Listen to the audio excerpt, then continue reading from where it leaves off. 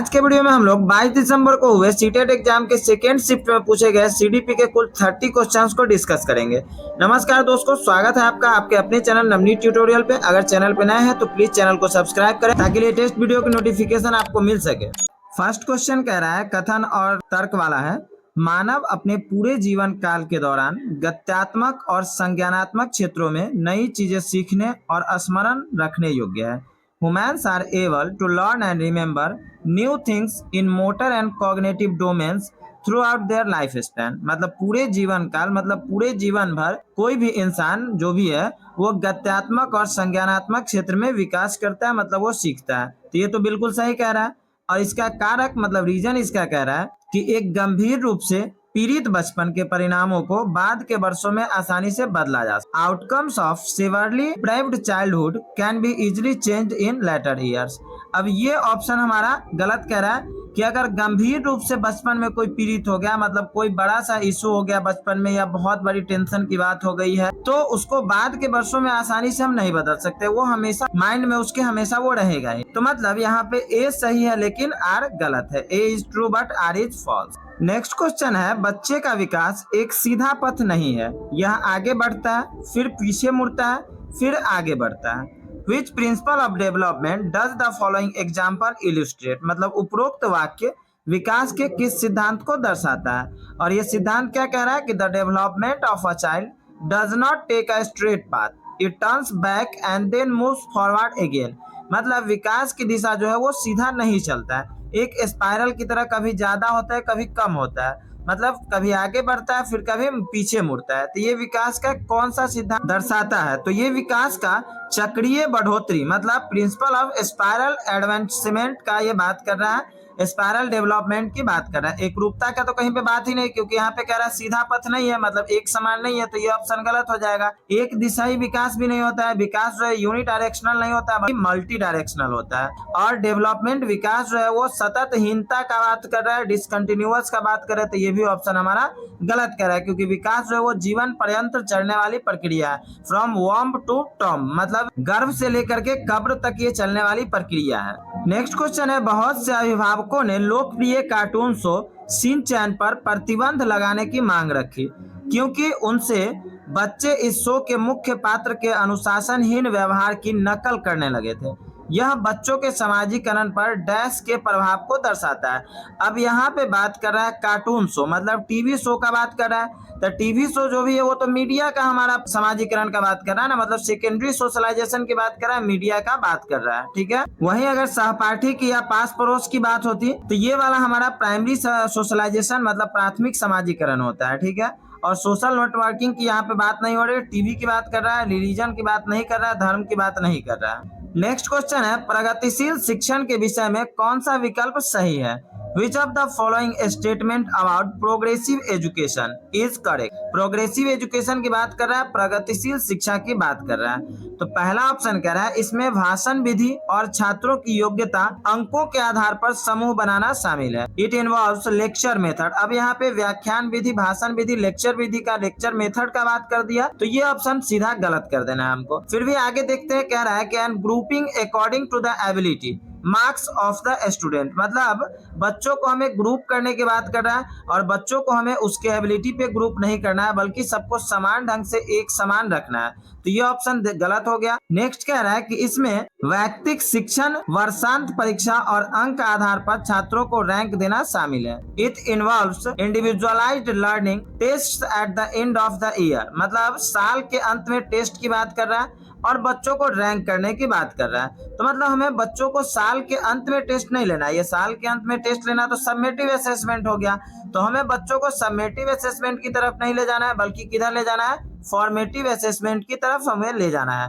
तो ये second option भी हमारा गलत हो गया। और रैंक करने की बात कर रहा है तो रैंक भी तो हमें नहीं करना है, तो सेकेंड ऑप्शन गलत। तीसरा कह रहा है कि इसमें प्रयोगात्मक शिक्षण तथा विविध विधियों से मूल्यांकन आकलन शामिल है।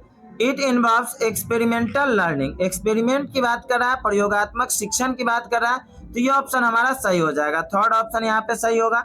फिर भी फोर्थ ऑप्शन देखते हैं, इसमें कह रहा है कि इसमें अभिक्रमित अनुदेशन और प्रोत्साहन के लिए उपयोग दंड और पुरस्कार को सम्मिलित करते हैं। It involves programmed instruction and use of reward and encourage learning.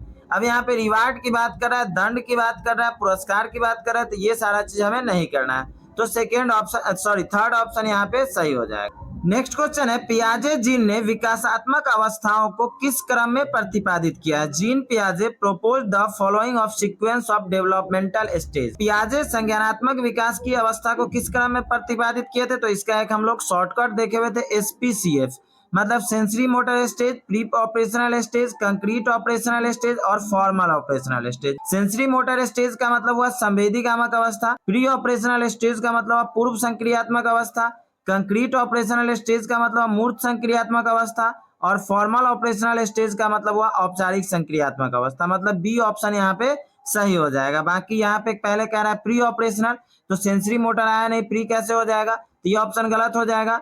Third में कह रहा है पहले सेंसरी फिर प्री और फिर फॉर्मल, फॉर्मल तो हमारा सबसे लास्ट में आएगा, तो ये भी थर्ड ऑप्शन भी गलत हो जाएगा। फिर फोर्थ में कह रहा है पहले कंक्रीट ऑपरेशन। भाई पहले सेंसरी मोटर में आने दीजिए। सेंसरी मोटर स्टेज जो होता है, संवेदीगामक अवस्था जो होता है ना, उसमें अपने सेंस ऑर्गेन्स के हेल्प से बच्चा सारा चीज को सीखता है, समझता है। नेक्स्ट क्वेश्चन कह रहा है कि जीन पियाजे के अनुसार निम्नलिखित में से किस प्रश्न को केवल औपचारिक संक्रियात्मक स्तर के ही बच्चे हल कर पाएंगे?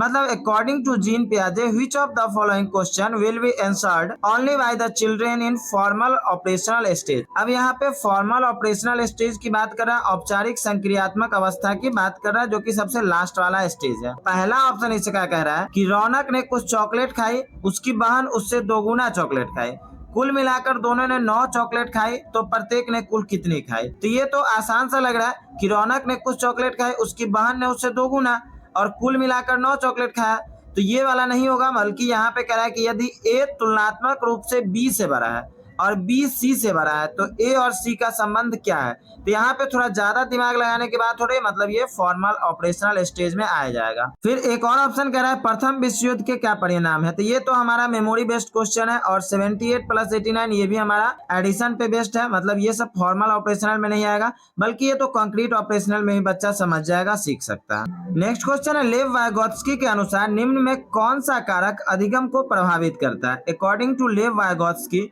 Which of the following factor influences learning? मतलब अधिगम को प्रभावित करने वाला कौन सा कारक है? तो सबसे पहला कारक है सामाजिक अंतःक्रिया। तो बिल्कुल सही बात है, सोशल इंटरेक्शन के साथ अधिगम प्रभावित होता है। मतलब अगर अच्छा समाज, अच्छा माहौल मिलेगा तो बच्चा अच्छे ढंग से सीख पाएगा। दूसरा कह रहा है सांस्कृतिक उपकरण, कल्चरल टूल की बात कर रहा है, अगर उसको सही ढंग का कल्चर, अच्छा कल्चर मिलेगा तो बच्चा अच्छा कर पाएगा।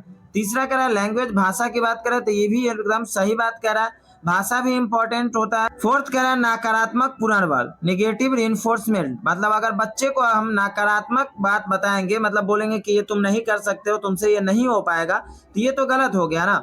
तो यहाँ पे फर्स्ट, सेकंड और थर्ड ऑप्शन सही है, मतलब सी ऑप्शन यहाँ पे सही हो जाएगा। लेव वाइगोत्स्की के अनुसार जब कोई अध्यापक छात्र के वर्तमान प्रदर्शन स्तर के अनुसार उसे दिए जाने वाली सहायता में समायोजन करता है, मतलब वर्तमान का जो उसका स्तर था उसमें वो समायोजन कर रहा है, मतलब एकोमोडेट कर रहा है, मतलब एडजस्ट कर रहा है, तो यह स्थिति क्या कहलाती है? According to Lev Vygotsky, when teacher make adjustment in the support extended to the child's according to the child's current level of performance, मतलब बच्चा कोई चीज कर रहा है बट उससे पूरा सही ढंग से नहीं हो पा रहा है, तो टीचर उसको थोड़ा सा हिंट देता है, मतलब थोड़ा सा हेल्प देता है। तो ये जो टेम्परेरी हेल्प होता है इसी को हम लोग पार्ट या ढांचा बोलते हैं, या इंग्लिश में इसको स्कैफोल्डिंग हम लोग बोलते हैं। तो ये फोर्थ ऑप्शन यहाँ पे सही हो जाएगा। नेक्स्ट क्वेश्चन है, लॉरेंज कोहलबर्ग के अनुसार बच्चों के नैतिक विकास के तीसरे स्तर पर आरंभिक संबंधों को बनाए हुए होता है, स्वर्णिम नियम वाले स्तर को कहा गया है। According to Lawrence Kohlberg the child moral development की बात कर रहा है कि थर्ड स्टेज पे वो क्या करेगा, जो कि म्यूचुअल एक्सचेंज की बात कर रहा है। तो मतलब इसमें फर्स्ट ऑप्शन कह रहा है कि बच्चा दूसरे को प्रसन्न रखना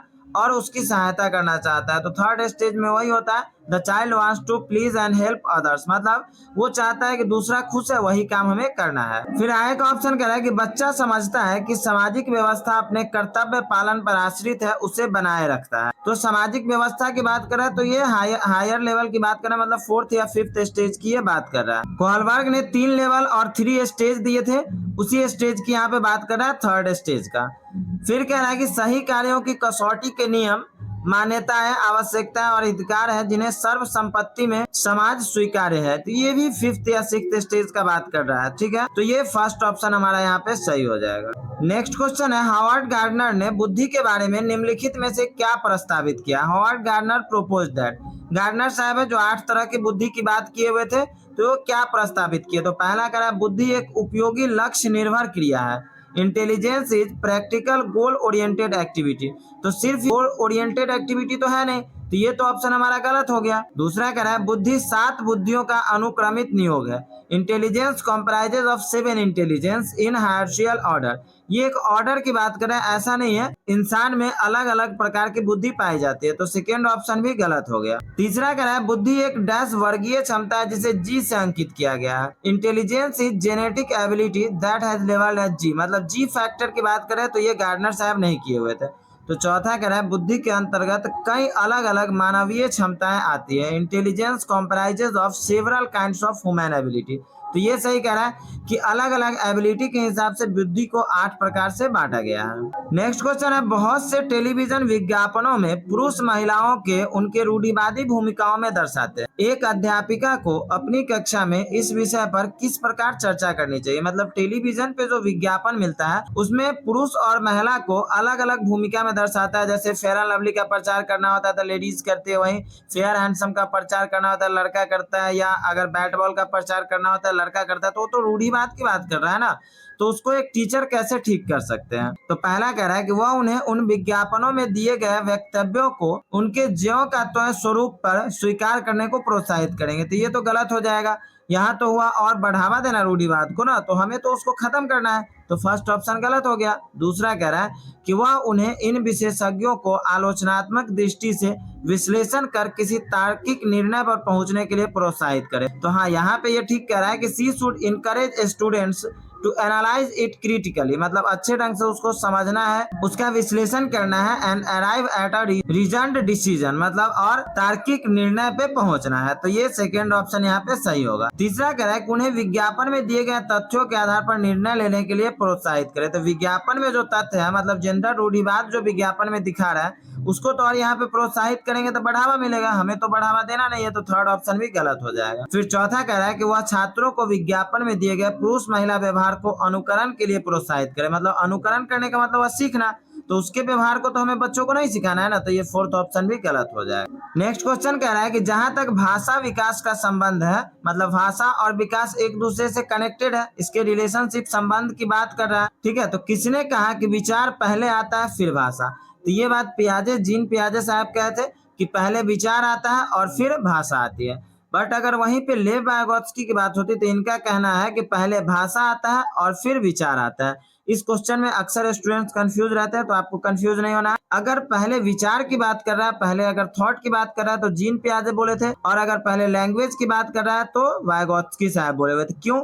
क्योंकि लेव वाइगोत्स्की ने ही सामाजिक सांस्कृतिक सिद्धांत दिया था। राष्ट्रीय शिक्षा नीति 2020 मतलब एनईपी की बात कर रहा है, इसमें प्रस्तावित कथनों में निम्न में से कौन सा कथन सही नहीं है। नॉट वाला क्वेश्चन पूछ रहा है, ध्यान से हमको समझना है। कह रहा है कि एनईपी 2020 मूल्यांकन के लिए विभिन्न प्रकार की विधियों और योजनाओं, जैसे विधियां और योजनाएं जैसे कि समूह कार्य और भूमिका निर्वहन का प्रस्ताव रखती है।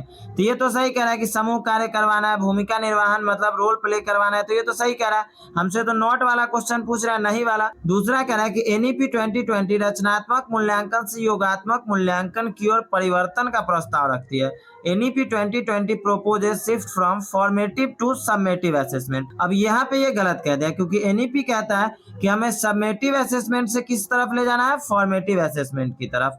और यहाँ पे कह रहा है कि फॉर्मेटिव से समेटिव ले जाने की बात कर रहा है, तो ये ऑप्शन गलत हो जाएगा और जो गलत है वही सही है। क्यों? क्योंकि पूछा ही नहीं है। क्या किसी कक्षा में धीमी गति से सीखने वाले शिक्षार्थी मेधावी और औसत जैसी शब्दावली विद्यार्थियों का उल्लेख करने के लिए प्रयोग में लाना चाहिए? Should terms take slow learners, brilliant and average to be use to describe students in a classroom? मतलब क्लासरूम में हमें बच्चों को किसी को मतलब मेधावी कहना है, ब्रिलियंट कहना है, तो ये तो गलत हो जाएगा ना। किसी को एवरेज मानना है या किसी को स्लो लर्नर मानना है, तो ये तो गलत कह रहा है। तो यहाँ पे हाँ वाला तो ऑप्शन तुरंत गलत हो जाएगा। तो हाँ कह रहा है, हाँ कह रहा है, तो ये दोनों गलत है। अब नहीं वाला देखते हैं, तो कह रहा है जी नहीं, ये शब्दावली विद्यार्थियों की योग्यता के आधार पर उनका नामीकरण करते हैं। तो बिल्कुल सही कह रहा है, हमको बच्चों को लेवल थोड़ी ना करना है, तो ये ऑप्शन हमारा गलत है। तो ये ऑप्शन हमारा यहाँ पे सही हो जाएगा। फिर भी एक और ऑप्शन है, उसको देखते हैं। जी नहीं, ये वर्गीकरण पर्याप्त नहीं है।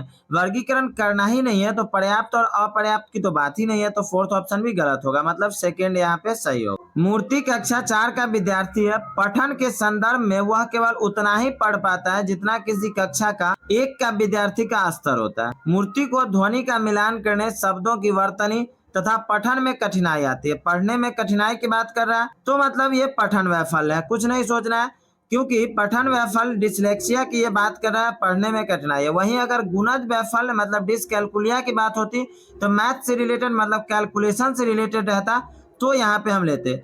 और लेखन वैफल्य डिस्ग्राफिया की बात होती, मतलब उसको लिखने में प्रॉब्लम होती। लिखने में प्रॉब्लम का मतलब हुआ कि इस तरह से वो लिखेगा कि हमको पता भी नहीं चलेगा कि वो बच्चा क्या लिख रहा है, मतलब ऐसा राइटिंग जो पता ही नहीं चलेगा। और उसके बाद है गति संबंध वैफल्य मतलब डिस्प्रैक्सिया की बात कर रहा है, तो ये तो मोटर डेवलपमेंट से रिलेटेड है, तो ये भी ऑप्शन यहाँ पे नहीं होगा। नेक्स्ट कह रहा है कि एक शिक्षिका अपनी कक्षा में सृजनात्मक विद्यार्थी की पहचान कैसे कर सकती है? A teacher can identify creative children. अब यहाँ पे कह रहा है कि हम बच्चों में क्रिएटिव चिल्ड्रेन को कैसे पहचानेंगे? तो पहला कह रहा है उनके अभिसारी सोच, मतलब इसके कन्वर्जेंट थिंकिंग की बात कर रहा है, तो हमें कन्वर्जेंट थिंकिंग वाला तो कभी भी हमारा सृजनात्मक नहीं होगा, क्रिएटिव नहीं होगा, वो कौन सा होगा? डाइवर्जेंट थिंकिंग वाला, तो फर्स्ट ऑप्शन गलत हो जाएगा। दूसरा कह रहा है समकक्षियों के बीच उनकी प्रसिद्धि को आंक कर, मतलब वो अपने सहपाठियों के साथ कैसा बिहेव कर रहा है, उससे हम कैसे पता लगाएंगे कि वो सृजनात्मक है कि नहीं, तो ये सेकेंड ऑप्शन भी गलत हो जाएगा। थर्ड कह रहा है उनके मौलिक सोच के आधार पर, ये ठीक कह रहा है कि their innovated style of thinking, उनके सोचने के स्टाइल से हम समझ सकते हैं।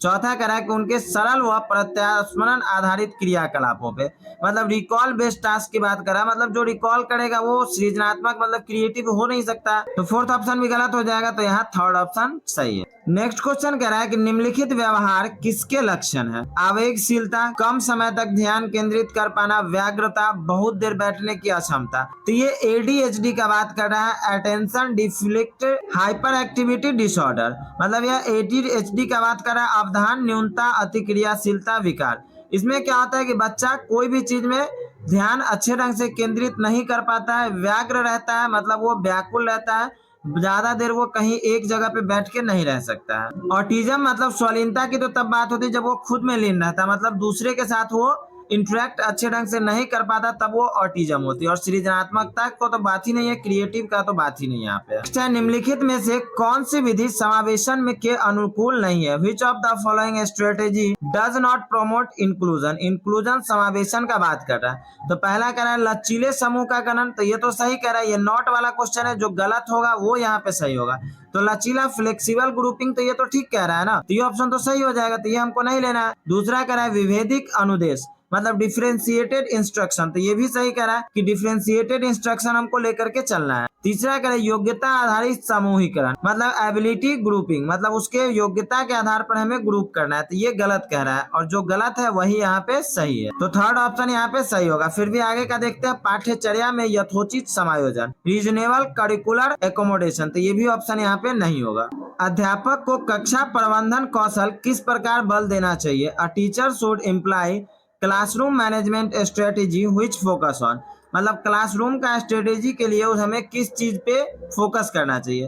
तो पहला कह रहा है कठोर नियमानुसार कक्षा नियंत्रण, controlling the class through rigid rules, मतलब हमको कठोर नियम नहीं बनाना है, तो ये ऑप्शन गलत हो गया। दूसरा कह रहा है सभी छात्रों से समान व्यवहार की अपेक्षा, तो सारा छात्र से हम समान व्यवहार की अपेक्षा नहीं रख सकते हैं, क्योंकि सारा छात्र हमसे समान व्यवहार नहीं कर सकता है, तो सेकेंड ऑप्शन भी गलत हो गया। थर्ड कह रहा है बिना प्रश्न पूछे सबकी आज्ञा का पालन करने का संस्कार, मतलब हम बच्चों को बोल देंगे कि तुमको प्रश्न नहीं पूछना है, बस दूसरे का आज्ञा का पालन करना है, तो ये भी तो गलत हो गया। चौथा कह रहा है अपनी प्रतिक्रियाओं के लिए प्रचुर अवसर देना, giving ample opportunity for self reflection. तो मतलब उसको अलग अलग अवसर हम देंगे, पूरा पूर्ण अवसर अगर उसके पास रहेगा, अपॉर्चुनिटी अगर उसके पास ज्यादा रहेगा तो कोई भी चीज को ठीक ढंग से कर पाएगा। तो फोर्थ ऑप्शन यहाँ पे सही होगा।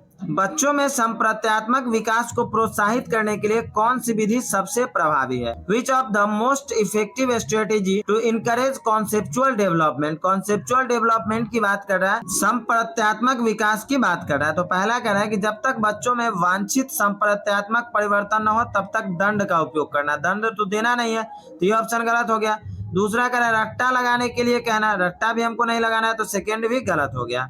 तीसरा कह रहा है बच्चों से उदाहरण व गैर उदाहरण देना तथा बच्चों को तर्क शक्ति का उपयोग करने के लिए प्रोत्साहित करना, giving a variety of examples and non example. हमें बच्चों को उदाहरण भी देना है कोई भी पार्टिकुलर टॉपिक पे, और गैर उदाहरण मतलब नॉन एग्जाम्पल भी हमें देना है, मतलब उससे अलग होकर के भी हमको दूसरा टॉपिक का भी एग्जाम्पल देना है ताकि उसका कॉन्सेप्ट अच्छे ढंग से क्लियर कर पाए। चौथा कह रहा है कि बच्चों को अपने स्कीमा में संप्रत्यात्मक विकास करने पर इनाम देना। हमें बच्चों को इनाम भी नहीं देना है, तो ये फोर्थ भी गलत हो जाएगा। प्रभावशाली शिक्षण में समाहित है छात्रों की भावनात्मक आवश्यकताओं का ध्यान रख। तो प्रभावशाली शिक्षण की बात करा, इफेक्टिव टीचिंग की बात करा, तो छात्रों का हमें इमोशंस को ध्यान रखना है, तो ये तो सही कह रहा है। दूसरा कह रहा है पाठ्यचर्या और आकलन को छात्रों की आवश्यकता अनुकूल बनाना, adapting curriculum and assessment to the students need. तो बच्चों के नीड, बच्चों की आवश्यकता, बच्चों की जरूरत के अकॉर्डिंग अगर हम करिकुलम बनाएंगे तो ये बच्चा के लिए अच्छा होगा, तो सेकेंड ऑप्शन भी सही होगा।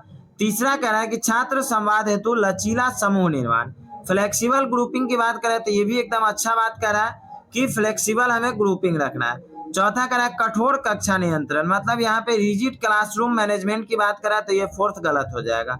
तो सही कौन कौन है? फर्स्ट, सेकेंड और थर्ड, मतलब सेकेंड ऑप्शन सही होगा, फर्स्ट सेकेंड थर्ड वाला। रेखा ने अपनी छात्राओं को भारत का मानचित्र दिया और अंतर्ज्ञान अनुमान के आधार पर मुख्य नगरों के स्थान बताने को उत्साहित किया। उसका यह शिक्षण अवबोध का उपागम क्या कहलाएगा? Rekha provided a map of India with landforms and rivers to her students and encourage them to make initiative guesses about the locations of major city in it. Her approach to teaching learning is। अब यहाँ पे हम बच्चों के पास अगर भारत का map दे देते हैं या कोई भी जगह का मैप दे देते हैं और उसमें अनुमान लगाने के लिए बोलते हैं, अगर नगर का अनुमान लगाने के लिए हम बोलते हैं, तो ये क्या हुआ? खोज शिक्षण हुआ, डिस्कवरी लर्निंग की बात कर रहा है। तो सेकेंड ऑप्शन यहाँ पे सही हो जाएगा, रटने की तो बात कर नहीं रहा है। किस संप्रत्यय तथा उसके उप संप्रत्यय की अधिक्रम तथा अंतर संबंधित रूप से क्या प्रस्तुति कहलाती है? Presentation of concepts and it's सब concepts in a hierarchical and in interconnected manner is called।